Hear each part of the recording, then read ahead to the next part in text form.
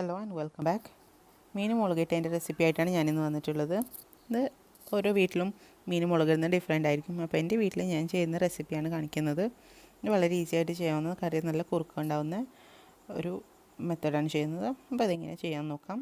അതിനായിട്ട് ഞാനിവിടെ ആദ്യമായിട്ട് ഒരു മിക്സിയുടെ ജാറിലേക്ക് ഒരു 10-15 ചെറിയ ഉള്ളി ചേർക്കുന്നുണ്ട്. ഇനി ഇതിലേക്ക് 2 മീഡിയം സൈസ് തക്കാളി ഹാഫായിട്ട് കട്ട് ചെയ്ത് ചേർക്കുന്നുണ്ട്.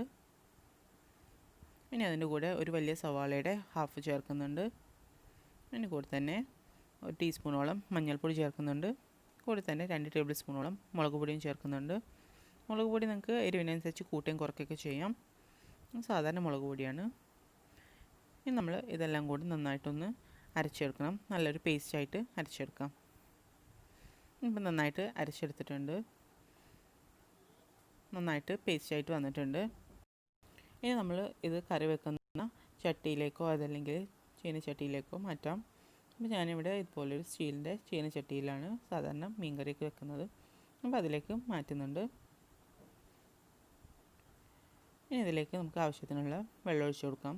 അപ്പോൾ വെള്ളം ഒഴിക്കുമ്പോൾ നിങ്ങൾക്ക് ഇഷ്ടത്തിനനുസരിച്ച് കറി നല്ല കുറുക്കം വേണമെന്നുണ്ടെങ്കിൽ കുറച്ച് വെള്ളം ചേർക്കാം. അതല്ലെങ്കിൽ ആവശ്യത്തിനനുസരിച്ച് കറി തിന്നായി കിട്ടാനുള്ള അത്ര വെള്ളം ചേർക്കണം. ഇനി നമുക്കിതിലേക്ക് പുളി പിഴിഞ്ഞൊഴിക്കാം. ഞാനിപ്പോൾ ഏകദേശം ഒരു സവാളയുടെ വലുപ്പത്തിൽ വാളംപുളി വെള്ളത്തിലിട്ടിട്ട് നന്നായിട്ട് പിഴിഞ്ഞെടുത്തിട്ടുണ്ട്. അപ്പോൾ അത് ചേർക്കുന്നുണ്ട്. ഇപ്പോൾ ഇല്ലയെന്നുണ്ടെങ്കിൽ നിങ്ങൾക്ക് മാങ്ങ ചേർക്കാം. ഇപ്പോൾ പച്ചമാങ്ങയുടെ സീസണൊക്കെ ആണെങ്കിൽ പച്ചമാങ്ങയൊക്കെ ചേർത്ത് കഴിഞ്ഞാൽ നല്ല ടേസ്റ്റാണ് കറിക്ക്.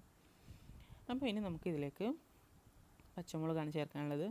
ഒരു 2 പച്ചമുളക് സ്ലിറ്റ് ചെയ്തിട്ട് ചേർത്തിട്ടുണ്ട്. ഇനി ഇതെല്ലാം കൂടെ നന്നായിട്ടൊന്ന് മിക്സ് ചെയ്തിട്ട് ആവശ്യത്തിനുള്ള ഉപ്പും കൂടി ചേർക്കാം. അതിനുശേഷം നന്നായിട്ടൊരു 5-10 മിനിറ്റോളം നന്നായിട്ടൊന്ന് തിളപ്പിച്ചെടുക്കണം. ഇപ്പം നമ്മൾ ഉള്ളിയും തക്കാളിയും അതുപോലെ മുളക് ഒക്കെ ഒന്ന് നന്നായിട്ട് വെന്ത് വരുന്നവരെ നന്നായിട്ടൊന്ന് തിളപ്പിച്ചെടുക്കാം. ഇപ്പോൾ നന്നായിട്ട് വെന്ത് വന്നില്ലെങ്കിൽ ആ ഒരു പച്ചച്ചുവ നമ്മൾ കറിക്കുണ്ടാവും. അപ്പോൾ ഏകദേശം നമ്മൾ കറി നന്നായിട്ട് വെന്ത് വന്നിട്ടുണ്ട്, മസാലയൊക്കെ വെന്ത് വന്നിട്ടുണ്ട്. അപ്പോൾ ഇനി നമുക്കിതിലേക്ക് മീൻ ചേർത്ത് കൊടുക്കാം. എപ്പോഴും മുളക് കറിയിലേക്ക് ചെറിയ മീനാണ് നല്ലത്.